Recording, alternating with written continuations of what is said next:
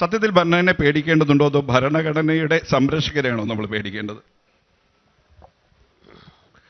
നമ്മുടെ ഭരണഘടനയുടെ ഒരു പ്രത്യേകത നേരത്തെ ഇവിടെ ശ്രീജൻ സൂചിപ്പിച്ചതുപോലെ അത് വളരെ വിശാലമായ മൗലികാവകാശങ്ങൾ, ജനാധിപത്യ ഉള്ളടക്കം, ഫെഡറൽ കാഴ്ചപ്പാട് ഇതെല്ലാം ഉൾക്കൊള്ളുന്നതാണ്.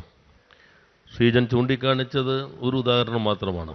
ഇപ്പോൾ KR മീരയുടെ ഏറ്റവും ഒടുവിലത്തെ നോവൽ കലാച്ചി, ഇങ്ങനെ കാരണങ്ങളൊന്നുമില്ലാതെ ജയിലിൽ കിടക്കേണ്ടി വരുന്നവർ എങ്ങനെയാണ് ഉറക്കം, രാഷ്ട്രീയ ഉറക്കങ്ങൾ എങ്ങനെയാണ് എന്നൊക്കെയാണ് പ്രതിപാദിക്കുന്നത്. യഥാർത്ഥത്തിൽ അങ്ങ് പറഞ്ഞ പ്രശ്നം ഭരണഘടന ചർച്ച കളിച്ചൻ രാജ കുറേ കൂടി ആഴത്തിൽ നോക്കുന്ന ആളാണ്, ശ്രീധരൻപിള്ള സാറും ഉണ്ട്.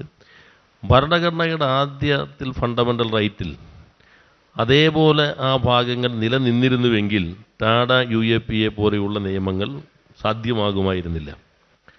ഭരണഘടനാ അസംബ്ലി പിന്നീട് ആദ്യത്തെ പ്രൊവിഷണൽ പാർലമെൻറ്റായി മാറിയ ഘട്ടത്തിലെ ആദ്യത്തെ ഭരണഘടനാ ഭേദഗതി ഈ ഫണ്ടമെൻ്റൽ റൈറ്റിനകത്ത് ഒന്ന് ചുരുക്കാൻ സഹായിക്കുന്ന ഭേദഗതിയായിരുന്നു.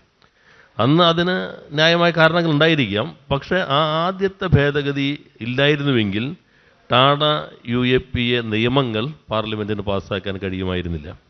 അതിൽ നിന്നാണ് ഇത് ഈ മൗലിക അവകാശങ്ങൾ നിയന്ത്രണമാക്കുന്ന, ആരും ചോദിക്കേണ്ടതില്ല, അല്ലെങ്കിൽ പ്രതിയുടെ കയ്യിലാണ് കുറ്റം ചെയ്തിട്ടില്ല എന്ന് തെളിയിക്കേണ്ട ഉത്തരവാദിത്വം അക്യൂസറിൻ്റെ മേൽ വരുന്ന അത്തരത്തിലുള്ള നിരവധി നിയമങ്ങൾ സാധ്യമാക്കിയത് ഭരണഘടനാ അസംബ്ലിയിൽ നിന്ന് പ്രൊവിഷണൽ പാർലമെൻറ്റിലേക്ക് മാറിയ ആദ്യത്തെ ഭരണഘടനാ ഭേദഗതിയാണ്.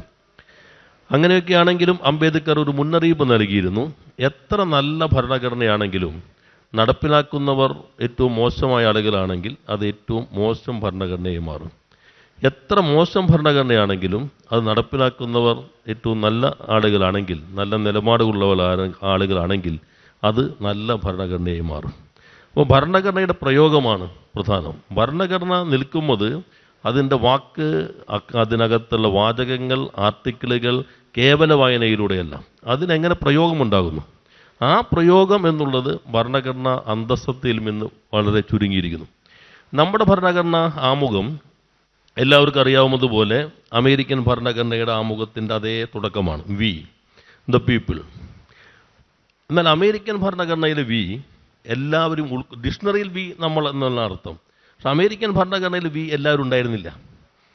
അതിൽ കറുത്ത വംശജരുണ്ടായിരുന്നില്ല, സ്ത്രീകളുണ്ടായിരുന്നില്ല, നികുതി പോൾ ടാക്സ് ഉണ്ടായിരുന്നു. പോൾ ടാക്സ് അടയ്ക്കാൻ പറ്റാത്തവർ ഈ വിയിൽ ഉണ്ടായിരുന്നില്ല. ഡിക്ഷണറിയിൽ വി അങ്ങനെ തന്നെ നിന്നു. പിന്നീട് കുറേയേറെ സുപ്രീം കോടതി വിധികൾ, ഭരണഘടനാ ഭേദഗതികളിലൂടെയാണ് ഡിക്ഷണറിയിൽ അർത്ഥത്തിലുള്ള വിയിലേക്ക് ഭരണഘടനയിലുള്ള വി പരിവർത്തനം ചെയ്യപ്പെടുന്നത്. എന്നാൽ ഇന്ത്യൻ ഭരണഘടനയിലെ വി തുടക്കത്തിൽ തന്നെ ഡിക്ഷണറി അർത്ഥത്തിന് തുല്യമായിരുന്നു.